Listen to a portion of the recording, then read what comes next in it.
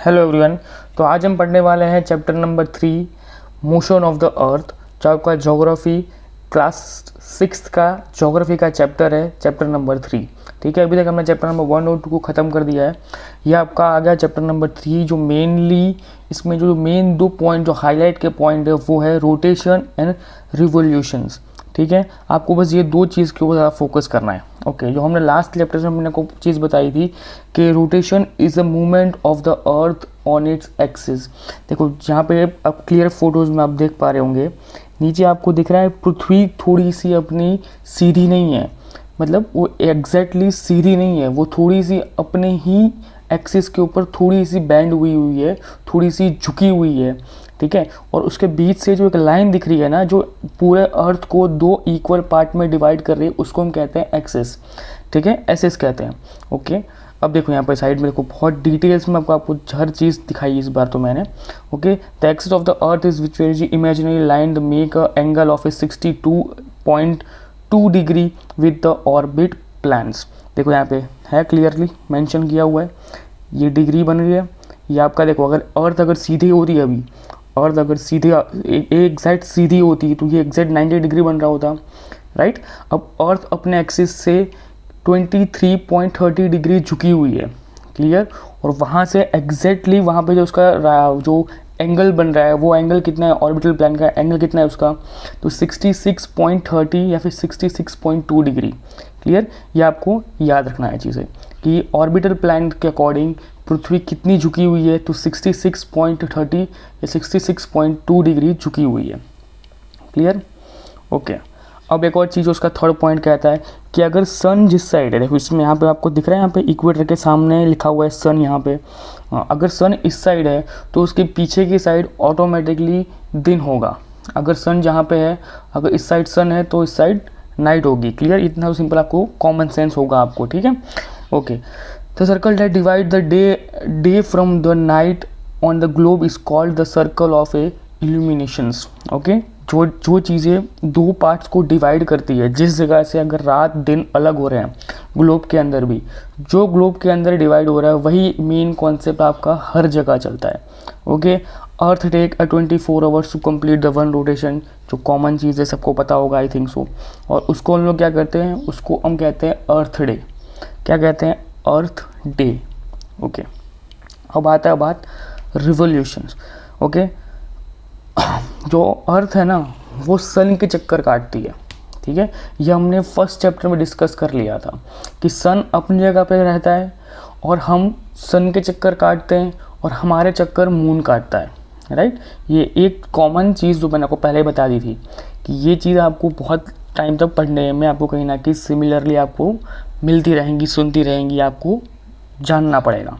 Okay, तो ये चीज़ होगी। पहला पॉइंट यही है कि अपने फिक्स पाथ पे, फिक्स ऑर्बिट के ऊपर वो घूमती रहती है, उसको हम कहते हैं रिवोल्यूशन। ओके, उसको पूरे करने में उसको लगते हैं 365 से 364 डेज लगते हैं। ओके, हर 4 साल में एक लीप ईयर आता है, जिसमें फरवरी में 29 या फिर 28 डेज होते हैं। ओके, अब जब ऐसे होते हैं तो वो जो दिन होते हैं वो 366 तक पहुंच जाते हैं, और जब 366 तक पहुंचते हैं तब वो लीप ईयर हो जाता है। Okay, okay. The season change due to a change of position of the earth. अब देखो वर्ल्ड के अंदर कॉमनली 4 या फिर 3 सीजन्स होते हैं। ओके, और इंडिया के अंदर 4 सीजन्स चलते हैं। अब उन सीजन्स को किस तरीके से चेंज किया जाता है वो हमारे हाथ में नहीं होता है, वो अर्थ के हाथ में होता है, और अर्थ के रोटेशन के ऊपर डिपेंड करता है। और अर्थ के रोटेशन के अलावा अर्थ के रिवोल्यूशन के ऊपर डिपेंड करता है।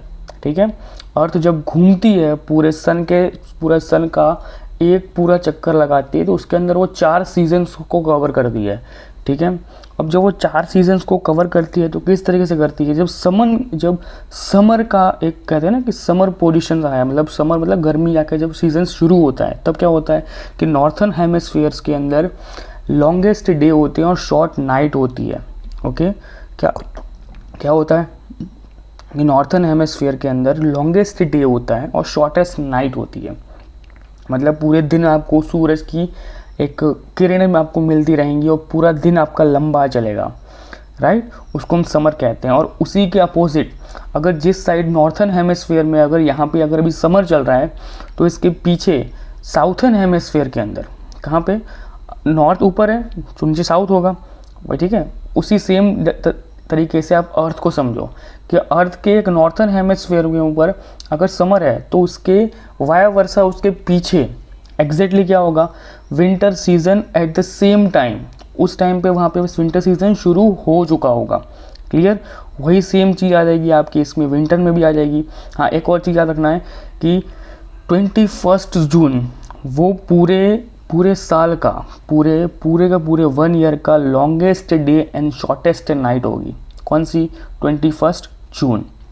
Clear, okay. अब विंटर में क्या होता है, विंटर में एक चीज़ होती है कि जब हम लोग साउथर्न हेमिस्फीयर के अंदर जहाँ पे long day and shortest night in the northern, जब नॉर्थर्न के अंदर ये सिमिलर चीज़ें चल रही होंगी, जब नॉर्थ के अंदर चल रहा होगा कि भाई लंबे दिन और रातें छोटी, तो वही सेम यहाँ पे उल्टा हो जाएगा।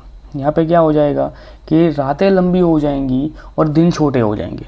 कहाँ पे, नॉर्थर्न हेमिस्फीयर के अंदर, साउथर्न हेमिस्फीयर के अंदर जहाँ पे विंटर अभी चल रहा होगा, और उनका सबसे बड़ा रात या फिर सबसे कम दिन, सबसे shortest day and the longest night कौन सी होंगी, तो 22 दिसंबर। ओके, अब आपको इसमें 3-4 डेटें याद रखनी है। पहले कौन सी डेट याद रखनी है कि भाई सबसे लंबा दिन कौन सा होता है, तो 21 जून। सबसे लंबी रात कौन सी होती है, तो 22 दिसंबर। ओके, अब इसमें 2 चीज़ें आपको और याद रखनी है। कौन सी, 21 मार्च और 23 सितंबर। कौन सी, 21 मार्च और 23 सितंबर। ये वो दिन होते हैं जब पृथ्वी अपने पूरे एक्सिस से सीधी खड़ी हो जाती है। कहाँ खड़ी हो जाती है, एग्जैक्टली सीधी खड़ी हो जाती है, और जो सनरेज होती है वो इक्वेटर और या फिर पूरे इक्वेटर पे इक्वली डिवाइड होकर डायरेक्ट रेस करती है। ठीक है, 21 मार्च को और 23 सितंबर को। इस दिन हमेशा याद रखना पूरा अर्थ इक्वल पार्ट्स में डिवाइड होता है, और इसी दिन पूरे वर्ल्ड के अंदर इक्वल डे और इक्वल नाइट होती है। ठीक है, क्योंकि जो पृथ्वी है वो अर्थ है अपने एक्सेस के ऊपर एकदम सीधे आके फिर रोटेट करने के लिए अपनी दिशा चेंज करती है, मतलब अपनी पोजीशंस को थोड़ा चेंज करती है। तो उस चक्कर के अंदर वो अर्थ एग्जैक्टली सीधी होती है और सन की किरणें एग्जैक्टली इक्वेटर के ऊपर सीधी आती हैं। Clear, okay. अब आते हैं 2 चीज़ों जो मैंने बता दिया कि अर्थ has a 2 type of motion, revolution and rotation. Rotation has a fix path, जो हमने पहले बात कर लिया।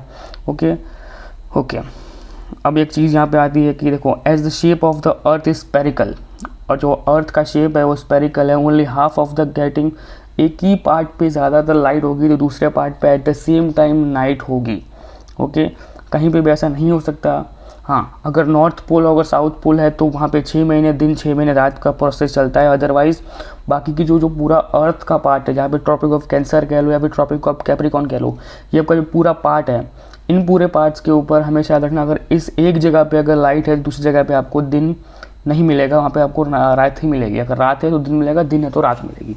क्लियर, और पूरे अर्थ को एक रोटेशन पूरा ख़त्म करने के लिए 24 आवर्स लगते हैं। ओके, पूरा एक रिवोल्यूशन पूरा करने के लिए 366 से लेकर 364 डेज़ के आसपास का समय लगता है। हमारे पास 4 सीज़न है, कौन सी है, summer, winter, spring and autumn. Okay, the sun has fallen direct on the tropic of cancer, hence area of are hot. जो यहाँ पे ट्रॉपिक ऑफ कैंसर्स का जब डायरेक्ट किरणें पड़ती हैं तो वो जो एरिया है वो बन जाता है पूरा हॉट एरिया। जो पोल्स, जो नॉर्थर्न पोल और साउथर्न पोल्स का एरिया है, वहाँ पे स्लाइटिंग, मतलब बहुत ज़्यादा सूरज की किरणें वहाँ तक नहीं पहुँच पाती, इसलिए वो एरिया हमेशा कोल्ड रहता है। जो लास्ट 2 चैप्टर से हम लोग पढ़ते हुए कंटिन्यूसली आ रहे हैं।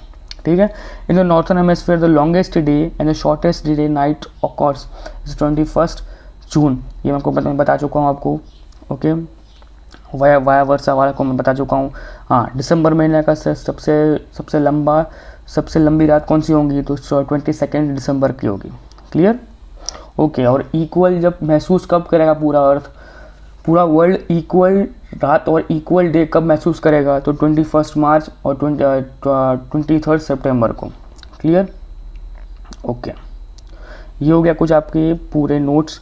और चैप्टर छोटा था, इससे ज़्यादा कुछ में कुछ ज़्यादा कुछ था नहीं, तो मैंने मतलब मैंने देख लिया था कि फर्स्ट 2 चैप्टर के अंदर बहुत चीज़ें ऐसी कवर हो चुकी थी, जिसके कारण इसके अंदर ज़्यादा कुछ कवर करने के लिए कुछ था नहीं। तो जो मोस्ट आपके इंपॉर्टेंट पॉइंट्स थे वो जो यही थे जो मैंने आपको दिखा दिए अभी, और यही आपको कहीं ना कहीं एग्ज़ाम से रिलेटेड या फिर कह लो कि आपके कॉम्पिटेटिव एग्जाम से रिलेटेड आपको ये इंपॉर्टेंट पॉइंट्स है। अदरवाइज इसके अलावा तो इस चैप्टर से या फिर कह लो कि इन चैप्टर्स के अलावा इनके बाहर से बहुत चीज़ें आ सकती हैं, पर अभी हम जो प्रोसेस कर रहे हैं ना कि भाई क्लास 6, 7, 8, 9, 10, 11, 12, तो कुल मिला के सब कुछ करके आपके कम से कम 250 वीडियोज़ बनते हैं, ठीक है। और उन 250 वीडियोज़ में से अभी तक हमने ये चौथा या फिर तीसरा वीडियो हमारा अभी तक इस चैनल पे आ रहा है। मतलब मैं ये सोच रहा हूँ कि अगर दिन में हो सकता है तो मैं 2-4 वीडियोस एक साथ आना आपको रेगुलर कर दूंगा, जिससे कि आपका भी टाइम वेस्ट नहीं होगा, जिससे मेरी भी तैयारी फटाफट होती जाएगी और आपको भी बेनिफिट उस चीज़ का मिलता रहेगा टाइम टू टाइम।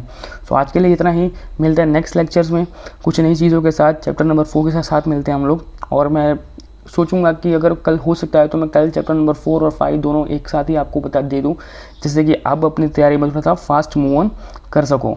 तो आज के लिए इतना ही, मिलते हैं नेक्स्ट लेक्चर में। तब तक चैनल को सब्सक्राइब कीजिए, लाइक कीजिए, शेयर कीजिए, और अपने जिन जिन दोस्तों को इन नोट्स की ज़रूरत पड़ती है तो डिस्क्रिप्शन में इनका लिंक दिया हुआ है, तो उन लिंक से उसको डाउनलोड करके अपने पास रख सकते हैं, उसको रीड आउट कर सकते हैं। Bye bye, take care.